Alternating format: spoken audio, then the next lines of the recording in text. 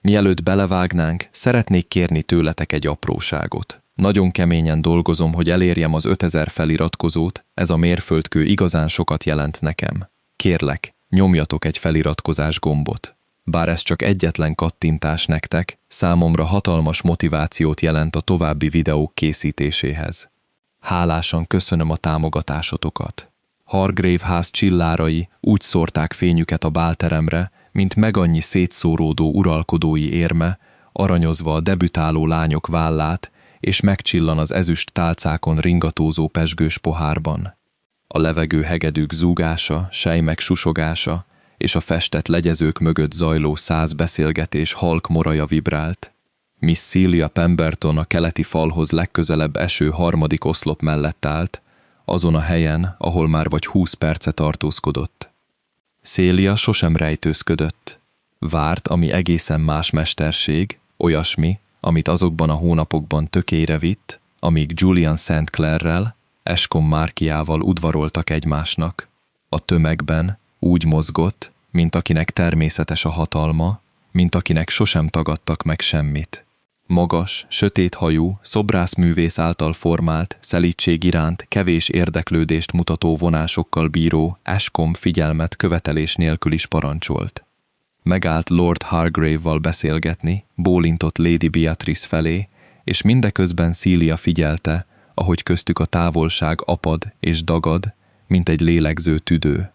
Amikor hozzáért, nem kért bocsánatot a késéséért. Soha nem tett ilyet. Miss Pemberton, a fogadósor végtelen volt. Képzelem, hősiesen viselte, uram. Szája megrándult, ami nyilvánosan a legközelebb állt a mosolyhoz. Jól nézel ki, meglepentek hangzó, csupán hálás. Felajánlotta karját, és ő elfogadta. Az érintkezés helyes volt, illedelmes, és teljesen mentes volt az intimitástól. Körbejárták a bálterem kerületét, ahogy már tucatszor megtették előttük, és a társaság úgy figyelte őket, ahogy tucatszor figyelte őket azelőtt, és Celia érezte az elvárások súlyát, mintha ólomsipka nehezedik a vállára. 3 hónap Hyde Park-i séták, anyja társalgójában felügyelt látogatások, táncok, amelyek sosem lépték túl a 2 megengedettet az illemszabályok szerint. 3 hónap gondosan megválogatott bókok és gondosan elkerült kijelentések. Megmondta magának, hogy a türelem erény. Megmondta magának, hogy az őrangú férfinak időre van szüksége. Sok mindent mondott magának. A hegedű keringőre váltott, és párok kezdtek mozogni a táncparkett felé. Ashcombe nem kérte fel táncolni. Nyilvánosan ritkán tette. Azt állította, utálja a hivalkodást. Ehelyett a terasz nyitott ajtaja felé vezette, ahol a kinti levegő hűvös volt, és a zene távoli, tompa hangzás vált. A londoni égbolt csillagai halványak voltak, elhalványítva a város lámpáinak fényétől, de Celia mégis magára vette, hogy azokat nézi. Julian, monsta. A neve, amit az ő hangján kimondott, még mindig elég új szabadság volt ahhoz, hogy valami figyelemhez hasonlóval nézett rá. Szeretnék kérdezni valamit. Bólintott, mint egy férfi, aki kihallgatást engedélyez. Celia nem hazott. A habozás azoknak való, akik félnek a választól, és ő felfedezte, hogy a félelem csupán az elveszett bánat egy formája. Miért gyászolunk egy veszteséget, mielőtt az bekövetkezik? Szeretsz engem? A szavak közöttük lógtak a levegőben. Csendes szavak voltak, drámaiság nélkül elmondva. Nem hajolt felé, nem ragadta meg a ruhaujját, csak állt, kezét összekulcsolva az ölében, arcát az övére emelve a bálterem ajtajaiból kiáradó halvány gyertyafényben. Ashcombe Modulation volt. Hosszú pillanat telt el, majd még egy. Az időjárás szokatlanul melegre fordult áprilisra, mondta.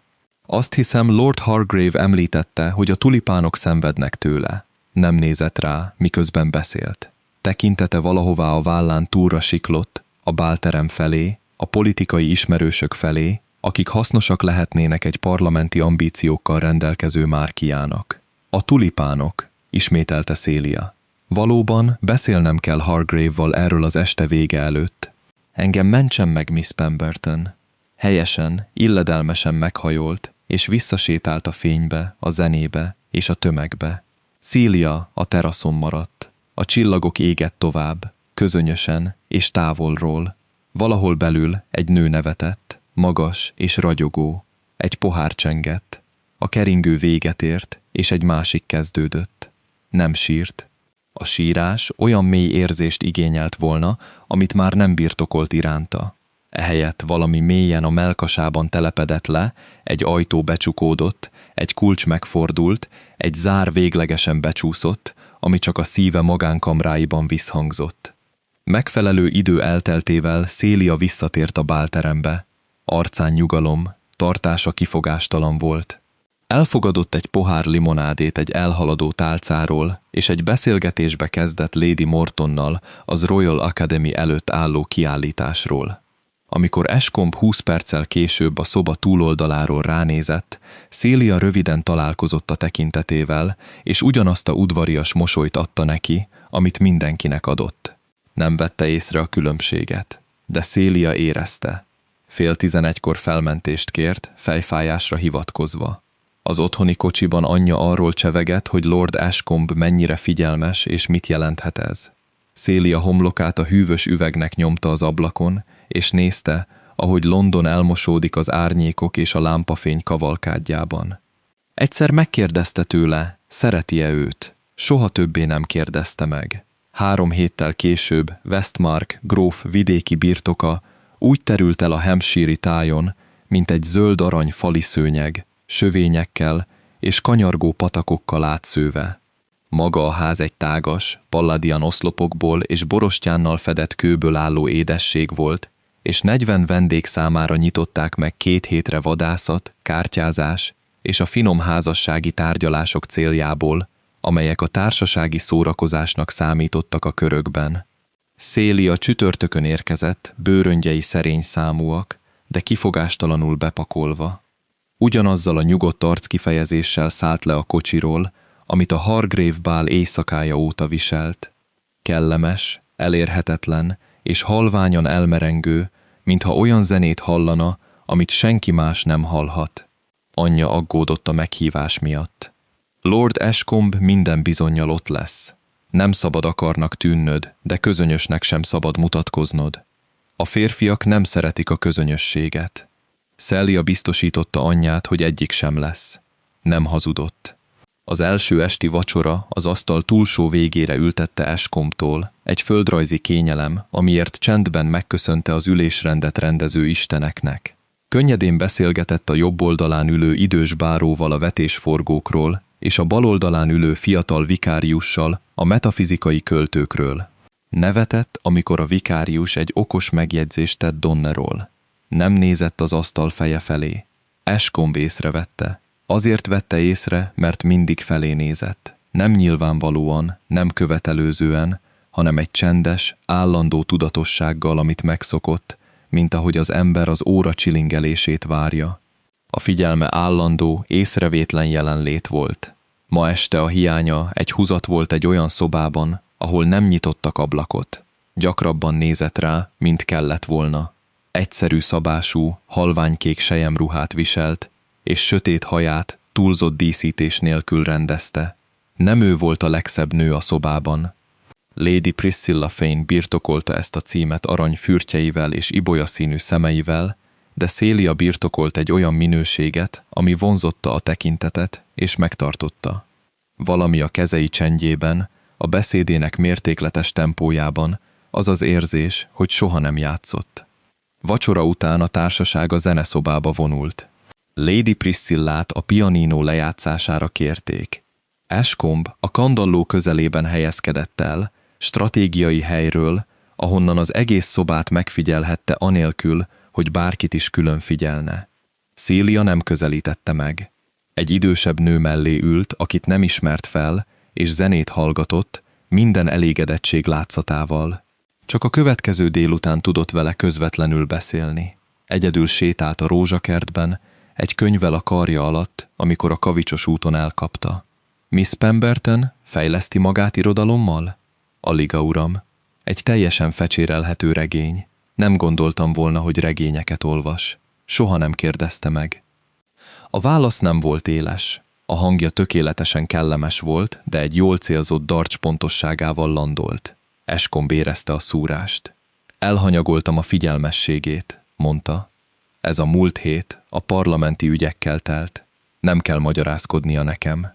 Beigazította a könyvet a karja alatt. Kötelezettségei a sajátjai. Celia. Uram, a szavak egy gyengét korrekciót jelentettek, egy emlékeztetést az illemre, egy visszavonást az intimitástól, amit egykor szabadon kínált neki.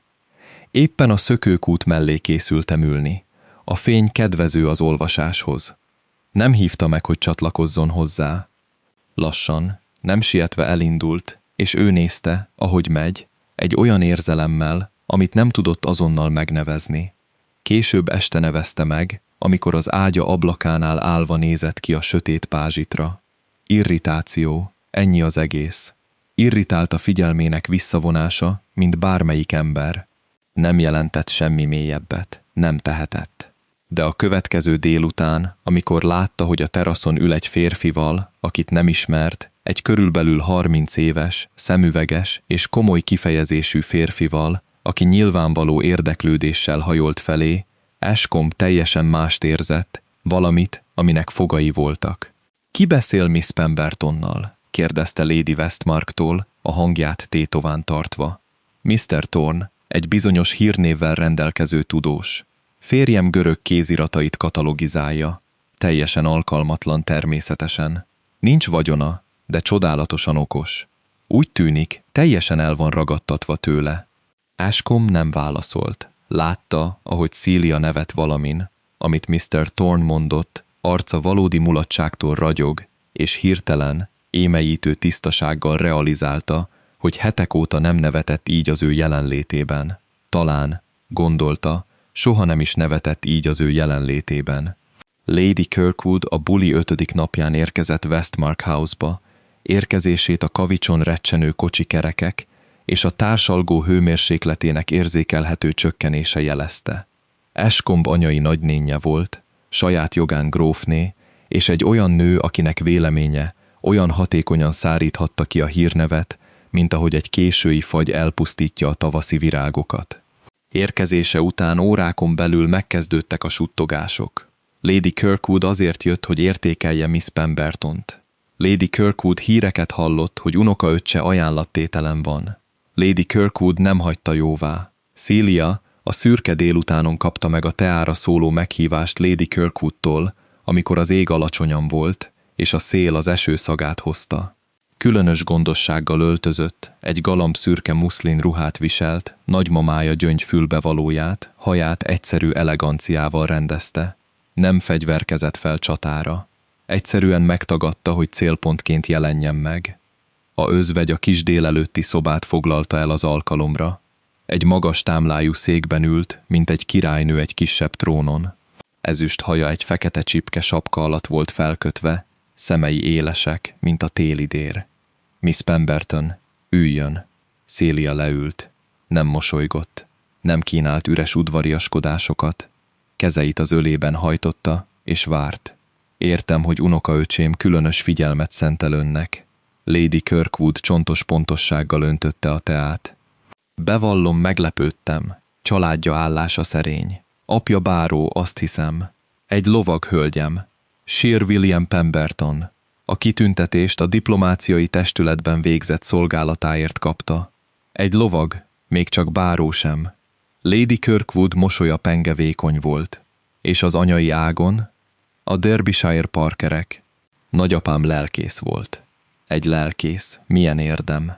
Egy csésze teát nyújtott át Celiának, mint aki alamizsnát ad. Meg kell értenie Miss Pemberton, hogy unokaöcsémnek olyan feleségre van szüksége, aki képes navigálni az ő pozíciójának bonyolultságait. Egy Markinénak többnek kell lennie, mint csupán elfogadhatónak.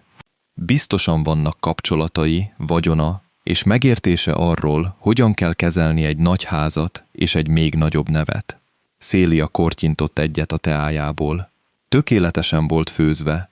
Lady Kirkwood soha nem tűrte volna az alacsonyabb rendű teát. Bármik legyenek is az érzései az alacsonyabb rendű társasággal szemben. Tudatában vagyok Lord Ashcombe helyzetének, kisasszonyom. Ön is? Milyen biztató. Az özvegy határozott kattanással tette le a csészéjét. Akkor meg fogja érteni, amikor elmondom, hogy ön és az unokaöcsém közötti házasság mindkét fél számára tanácstalan lenne. Sok fiatal nőt láttam az önállásában, akik megpróbáltak felemelkedni körülményeik felett. Ritkán végződik jól. A férj neheztelni kezd. A feleség keserűvé válik. A társadalom, melynek hosszú emlékezete van, soha nem felejti el egészen az egyenlőtlenséget. Celia nem rezzent meg. Nem nézett el. Nyugodtan tartotta Lady Kirkwood tekintetét, ami nem volt kihívás. A kihívás egyenlő feleket feltételezne, hanem annak a nőnek a csendes, megingathatatlan higgadtságát, aki már békét kötött minden lehetséges kimenetellel. Köszönöm őszinteségét, kisasszonyom. Van más is? Lady Kirkwood szemei összeszűkültek. Szokva volt könnyekhez, tiltakozásokhoz, szorongó kezek lebegéséhez. Nem szokott ehhez. Vagy nagyon higgadt, vagy nagyon bolond, Miss Pemberton. Mindkettőnek neveztek már, kisasszonyom. Az értékelés az értékelőtől függ. Hosszú csend nyúlt el közöttük. Majd Lady Kirkwood a fejét hajtotta, egy vonakodó elismerés, hogy az ütése nem érte a kívánt hatást. Mehet. Celia felállt, pontosan és helyesen meghajolt, és az ajtó felé sétált. Kinyitotta, és belépett a folyosóra. Ashcombe 3 lábnyira állt, háttal a falnak támaszkodva, arca olvashatatlan volt. Minden szót hallott. Szemük találkozott.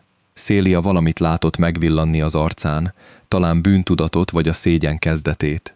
Várt. Megadta neki az alkalmat a beszédre, hogy elismerje, mit tett a nagynénje, hogy még a legkisebb védekezési gesztust is felajánlja. Nem mondott semmit. A csend megnyúlt. Az eső hullani kezdett az ablakokon. Puha, makacskopogás. Celia elment mellette, és nem nézett vissza. Aznap este felmentette magát a vacsora alól, fejfájásra hivatkozott, és ezúttal a mentség nem volt teljesen hamis.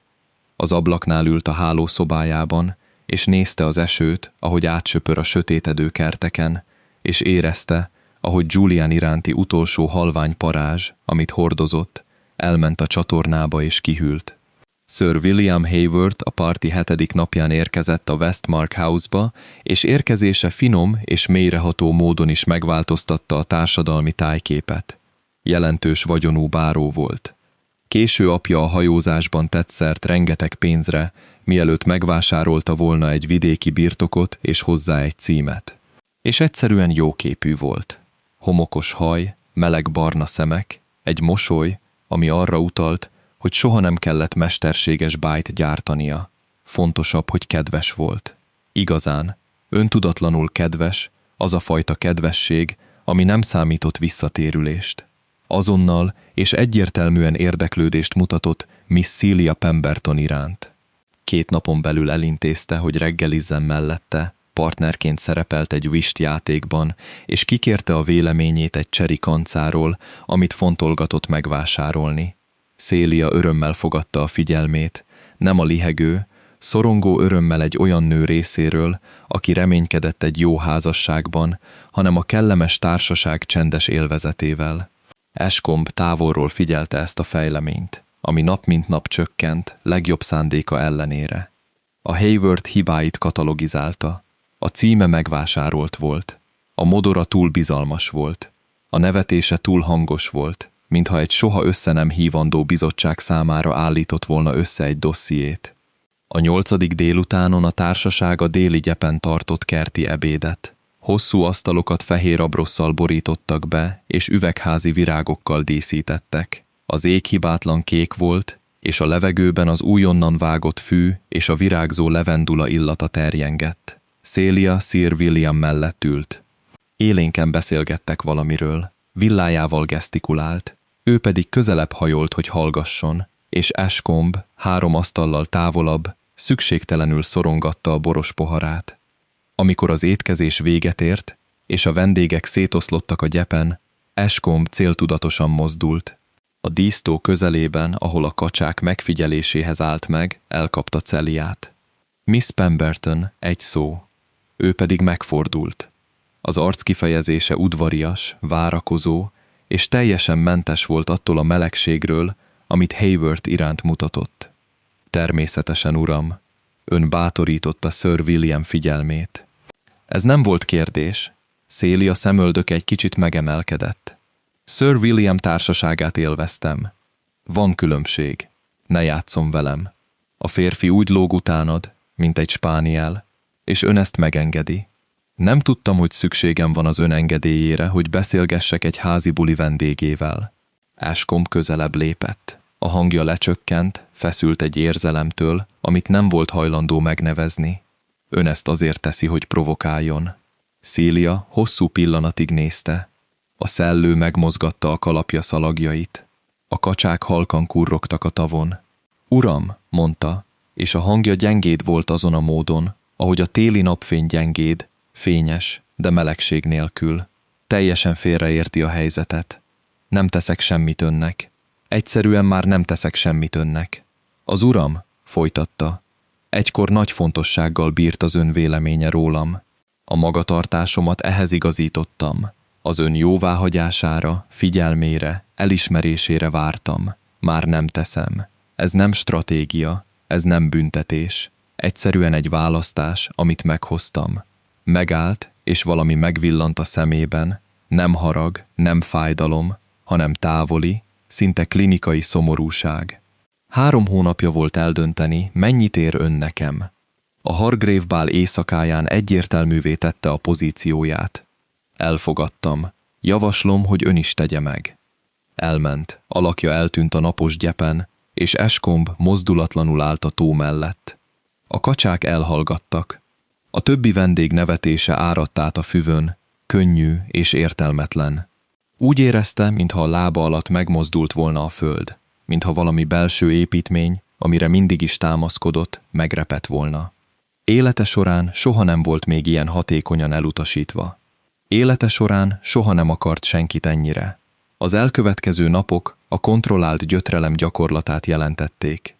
Ashcombe mechanikus pontossággal, mint egy óramű figura mozgott a házibuli rutinjain keresztül, a reggeli lovaglásokon, a délutáni lövöldözésen, a végtelen vacsorákon. Szólt, ha szóltak hozzá, mosolygott, ha kellett. Kártyázott, politikáról beszélt, és Lady Westmarkot dicsérte a szakácsát illetően. Belül pedig elszámolás zajlott. A Hargrave bál éjszakáját a megszállott figyelemmel, mint egy tudós, aki egy vitatott kéziratot vizsgál, újra lejátszotta. Emlékezett, ahogy Célia kimondta a nevét, Juliant, a csendes bátorságra, amire ehhez szükség volt. Emlékezett a kérdésének pontos megfogalmazására. Szeretsz engem? Egyszerű, közvetlen, feltétel vagy követelés nélkül. És emlékezett a válaszára, az időjárásra, a tulipánokra, a gyáva, rettegő visszavonulásra, a triviális dolgokba. Akkoriban azt mondta magának, hogy okos. Egy márki nem tett kijelentéseket bálokban, ajtókban, ahol bárki meghallhatja. Egy márki nem adta fel ilyen könnyen a pozícióját. Egy márki nem. De ezek ürügyek voltak. Most felismerte, mik voltak ezek. Az önigazolások egy olyan ember részéről, aki túl büszke volt ahhoz, hogy bevallja, fél a sebezhetőségtől, fél attól a hatalomtól, amit ő gyakorolt rá, fél attól, hogy szeretni őt azt jelenti, hogy szükségem van rá, és szükségem van rá, hogy azt jelenti, hogy kockáztatom a veszteséget. A komornyikja, egy hosszú szenvedésű ember, akit Hobbesnak hívtak, viselte a főnöke elterelésének legnagyobb részét. Ashcombe 4-szer cserélt nyakkendőt vacsora előtt, és 3 kabátot elutasított. Korán elbocsátotta Hobbesot, és egyedül ült az íróasztalánál, a gyertya alacsonyan égett, egy papírlap előtte. Írt: Célia, bolond voltam. Amikor megkérdezted, hogy szeretem-e, a csendet adtam neked kis beszélgetéssel, és azóta minden órában megbántam. Megállt. Elolvasta a szavakat. Igazak voltak, de öncélúak is. Magyarázta magát, mielőtt még megszerezte volna a jogot, hogy meghallgassák. Bocsánatot kért, mielőtt még jóvátételt ajánlott volna. Összegyűrte a papírt és a tűzbe dobta. A következő este egy muzikále volt egy szomszédos család otthonában. Célia egy mélyzöld selyemruhában jelent meg, ami csillogóvá tette a sötét haját. A zene alatt Sir William Haworth mellett ült, és amikor a zene véget ért, az előadás alatt is mellette maradt. Ashcombe közeledett. Schubert kvartettnyi időbe telt, hogy összeszedje magát, és amikor végre átkelt a szobán, úgy érezte, mintha egy áram ellen menne. Miss Pemberton, azon gondolkodtam, hogy lenne egy szavam. Celia felnézett rá. Sir William is felnézett rá, kellemes, de figyelmes arckifejezéssel. Természetesen, uram. Sir William elnézne nekem? Felállt, és Ashcombe után ment egy csendes sarokba az ablak közelében. Az üveg mögötti éjszakai égbolt csillagokkal volt tele, itt vidéken tisztábban, mint Londonban. Írtam önnek egy levelet, mondta Ashcombe. Elégettem. Ez papírpazarlásnak tűnik. Szópazarlás volt. Mindent elmondott, kivéve azt az egy dolgot, ami számított. Celia várt. Az arca nyugodt volt, de látott valamit a szemében, egy óvatosságot, egy távolságot, ami egykor egy nyitva tartott ajtó volt, és most egy szilárdan becsukott ajtó. Gondolkodtam a Hargrave bálon, mondta. Ön is? Feltett egy kérdést, amire nem válaszoltam. Nem hagytam abba a gondolkodást róla. Uram, a szavakat végtelen gyengétséggel mondta ki. Nem kell magát fárasztania. A kérdés már nincs az ön előtt. A szavak fizikai csapásként érték. Bosszúságra, könnyekre, vádakra számított, minden érzelmi valutára, amiben a nőknek elvileg üzletelniük kellett volna. Nem számított erre a csendes, abszolút véglegességre. Celia, Lord Ashcombe. Már hátrált, már fordult a fényes szoba felé, ahol Sir William várt a könnyed mosolyával és az egyszerű kedvességével. Kellemes estét kívánok! Visszatért a helyére.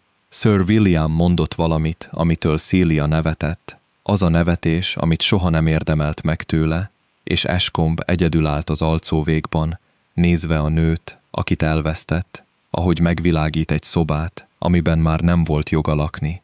A botrány kedden tört ki. Lady Kirkwood, miután nem tudta megfélemlíteni Celiát a visszavonulásba, egy közvetlenebb megközelítést választott. Egy kártyapartin Lady Sefton londoni rezidenciáján, hangosan, hogy egy tucat érdekelt fül hallja, azt mondta, hogy a Pemberton lány hónapok óta magát dobálja Ashcombe felé, és hogy a családja, kétségbeesetten próbálva feljebb emelkedni az állásán, az egész ügyet irányította.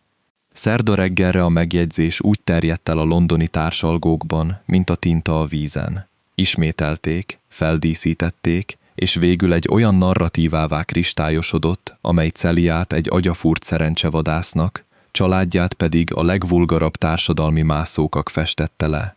A Pembertonok a hír hallatán szerény házukban, a Curzon Streeten értek. Celia anyja sírt. Apja, egy szelíd ember, aki egész életét az ország szolgálatában töltötte, és soha nem kért semmit a szerény nyugdíján túl, az irodájában ült, az ajtó becsukva. Celia nem sírt. Nem maradtak könnyei az Ashcombe családnak. Az igazi próba 3 esténként következett be a Sefton bálon. Ez volt az első nagy társadalmi esemény Lady Kirkwood megjegyzései óta, és Celia részvétele vagy bátorság vagy bolondság volt. Az előbbit választotta. Különös gonddal öltözött. Ruhája mély burgundi selyemből volt, fekete bársonnyal díszítve, egy árnyalattal gazdagabb, mint egy hajadon nőnek, de pontosan kiszámítva, hogy közvetítse azt, hogy nem gyászolja egy olyan hírnevet, amilyen soha nem volt. Gránátkövek csillogtak a fülén és a torkán, nagyanyjától örökölt ékszerek. Emelt fővel, lelkét békével telítve szállt ki a hintóból. Sefton ház, bálterme a gyertyafény és a tükrök katedrálisa volt, úgy tervezve, hogy egyszerre kápráztasson és félemlítsen meg. Celia apja karján lépett be, és érezte a terem figyelmének megváltozását. 200 pár szem hirtelen, ravasz tekintete rászegeződött. Azonnal megindultak a suttogások. Íme, itt van az a Pemberton lány, el sem hiszem, hogy volt bátorsága. Ashcombe-ra veti magát, mondta Lady Kirkwood. Az apja csak egy lovag, tudja, csak egy egyszerű lovag. Celia mértani léptekkel haladt át a morajló tömegen, mint egy úrnő, aki báltermet szel át, nem csatatért. Elfogadott egy pohár bort. Meghajolt Lady Sefton előtt, akinek mosolya hűvös, de udvarias volt. Elhelyezkedett néhány cserepes páfrány közelében, és arra készült, hogy csendes méltósággal vészelje át az estét. Aztán megérkezett Ashcombe. Szokásos parancsoló jelenlétével lépett be a bálterembe, de valami a tartásában megváltozott. Szeme végig söpört a teremben, megtalálta Celiát, és ott megállapodott. Nem állt megköszönteni a ház úrnőjét, nem köszönt barátainak, akik elé léptek, hogy figyelmét követeljék. Közvetlenül átment a báltermen, a suttogó matrónák és a kíváncsi debütánsok, a politikai szövetségesek és a címzetes özvegyek mellett, és Miss Celia Pemberton előtt állt meg. A terem nem csendesült el. Ez egy bálterem volt, nem színház. De a rájuk irányuló figyelem annyira felerősödött, hogy Celia érezte, ahogy a bőrét nyomja, mint tűzből áradó hőt. Miss Pemberton, hangzott Ashcombe hangja. Szándékosan emelte fel a hangját. Azt a megtiszteltetést kérem, hogy táncolhatok önnel. Celia ránézett. Az arckifejezése olvashatatlan volt, de a szemében valami olyasmit látott, amit még soha, talán egy könyörgést, vagy egy ígéretet. Meglep, hogy kockáztatja az Association-t, uram, a legutóbbi pletykák ismeretében. Soha nem érdekelt a pletyka. Ez, mondta csendesen. Nem igaz, de elfogadom a táncot. Elvezette a táncparketre. A zenekar felütötte a keringőt. Ashcombe a derekára tette a kezét, Celia pedig a vállára tette a kezét, és elkezdtek mozogni. A társaság nézte. Lady Kirkwood, aki a sarkon ült a társaságával, a legintenzívebben figyelte mindannyiuk közül. Tönkreteszi magát, súgta Celia, ahogy forogtak. A nagynénje dühös lesz. A nagynéném az ördögbe is mehet. Julian, már akkor is mondanom kellett volna valamit délután a Westmarki folyosón. Minden szót hallottam, amit önnek mondott, és én semmit sem tettem. Gyáva voltam, Celia, több módon, mint gondolná. Nem válaszolt. Hagyta, hogy vezesse a keringő lépésein, és arcát nyugodtan tartotta, és nem engedte magát reménykedni. De nem is húzódott el. Amikor a tánc véget ért, Ashcombe elkísérte apjához, és formális pontossággal meghajolt. Aztán odasétált nagynénjéhez, és lehajolt, hogy a fülébe súgjon. Bármit is mondott, Lady Kirkwood arca sápadt lett. Az este hátralévő részében nem hagyta el Celia oldalát. A Sefton bál másnapján egy levél érkezett a Pemberton házba. Ashcombe livréjében egy futár hozta, és az inas egy ezüst tálcán tálalta fel, akkora tisztelettel, amilyet a Markik üzeneteinek szoktak adni. Celia a reggelie mellett találta, felismerte a kézírást, merész, határozott, férfias kéz, és félretette, amíg befejezte a pirítósát és a teáját. Nem volt titokzatos, óvatos volt. Megtanulta, hogy a sürgősség a bölcsesség ellensége. Amikor végre kinyitotta a levelet, egyetlen mondat volt benne. Beszélni szeretnék önnel. Nevezze meg az órát és a helyet. Celia megnevezte apja könyvtárát 3 órára, semleges terület, otthoni előny. Ashcombe pontosan időben érkezett, amit számított, és egyedül, amit nem. Sötétkék szuperfányban és buff nadrágban volt, nyakkendője visszafogott stílusban kötve, csizmája tükörfényesre polírozva. Úgy nézett ki, mint egy férfi, aki gondosan, de nem hiú módon öltözött, mint aki interjúra készül, nem szedéshez. Sir William Pemberton udvariasan fogadta, majd visszavonult, nyitva hagyva a könyvtár ajtaját. Az illem megkövetelte, még most is, főleg most. Celia az ablaknál állt. Az délutáni fény arcára esett, megvilágítva arccsontjai finom vonalait, tekintete tiszta ragyogását. Beszedni akar, uram? Egy kérdésre akarok válaszolni. Az arc kifejezése nem változott. A kérdés már nem ön előtt áll. Már elmondtam ezt. Tudom, de akkor is válaszolnom kell rá. Ashcombe vett egy lélegzetet. A kezei, vette észre, nem teljesen nyugodtak. A Hargrave bál éjszakáján megkérdezte, hogy szeretem-e önt. Nem válaszoltam, mert féltem. Nem attól, hogy szeretem önt, már szerettem. Hónapok óta, talán hetek óta, de attól, hogy bevalljam, hogy átadjam önnek azt az erőt, hogy abban a pillanatban sebezhetővé váljak egy másik emberrel szemben, amilyenné soha nem engedtem magamnak válni. Megállt. Celia nem szólt. Azt mondtam magamnak, hogy óvatos, mértékletes, udvarias vagyok, de gyáva voltam. Gyáva voltam minden fontos pillanatban. Amikor a nagynéném megsértett önt, csendben voltam. Amikor elfordult tőlem, Azt mondtam magamnak, hogy ez csak egy múló hangulat. Amikor Hayward-tal láttam önt, féltékeny voltam ahelyett, hogy őszinte lettem volna. Csak hibáztam önt, Celia, és nincs jogom semmit sem kérni. Ashcombe abba hagyta. A csend a könyvtárban abszolút volt, csak a nagymutató óra ketyegése és a távoli szolga lépteinek hangja törte meg. Szeretem önt, mondta. Szeretem önt már hosszabb ideje, mint amennyi bátorságom volt bevallani. Szeretem önt most is, itt apja könyvtárában, tudva, hogy semmivel sem tartozom. Holnap is szeretni fogom, és azután is, és minden nap, amelyik következik, függetlenül attól, hogy kiválaszt-e vagy sem. Ez az a válasz, amit a Hargrave bálon kellett volna adnom. Ez az a válasz, amit most adok, bár tudom, hogy túl késő lehet. Celia hosszú ideig nézte. Az óra ketyegett. A fény változott, felhők vonultak el az ablaküveg mögött. Igaza van, mondta végül. Nincs joga semmit sem kérni. Megvolt a bizalmam, és kényelemként kezelte. Megvolt a szeretetem, és elvárásként kezelte. Megvolt a kérdésem, és kényelmetlenségként kezelte. Ashcombe arca sápadt volt. Nem vette el a tekintetét. A szerelem, folytatta Celia, nem egyetlen válasz, amit kérésre adnak. Ez 1000 apró választás. Ez az, amikor beszél, amikor a csend könnyebb. Ez az, amikor védelmez, amikor a semlegesség biztonságosabb. Ez az, amikor jelen van, amikor a jelenlét valamibe kerül. Hónapok óta figyelem a választásait, Julian. Nem ajánlottak önt. Elfordult az ablakból, felé lépett, és néhány méternyire maradt a szőnyegen közöttük. De eljött a Shefton bálra. Átszelte azt a termet. Mellettem állt, amikor ez a nagynénye kegyét és a társadalom jó véleményét került. Ez egy választás volt. Nem törli el a többit, de ez egy kezdet. Ashcombe nem mozdult felé, végre megtanulta, hogy várnia kell. Mit mond? Kérdezte. Azt mondom, hogy a reményt, ellentétben a szerelemmel, megtarthatja az én engedélyem nélkül. Azt mondom, hogy hajlandó vagyok megnézni, milyen választásokat tesz legközelebb. Találkozott a szemével, és tekintete stabil volt, de nem hideg, tűzüveg mögött, alacsonyan égve, de nem csökkentve. Azt mondom, hogy holnap is hívhat, ha akar, és újra kezdhetjük. Nem úgy, mint voltunk, hanem valami újat, valami őszintét.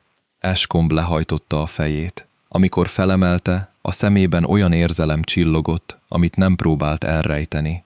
Holnap, mondta, és azután, és minden nap, amit megenged. Elhagyta a könyvtárat anélkül, hogy megérintette volna, anélkül, hogy többet követelt volna, mint amit felajánlott. Celia hallgatta a lépteit a folyosón, hallotta az ajtó nyílását és csukódását, és nagyon csendben állt a szoba közepén. Apja megjelent az ajtóban. Nos, szeret engem, mondta Celia. Végre bevallotta. És szereti őt? Celia az ablakhoz fordult, és nézte, ahogy a márki hintója elhúz a járdaszegélytől.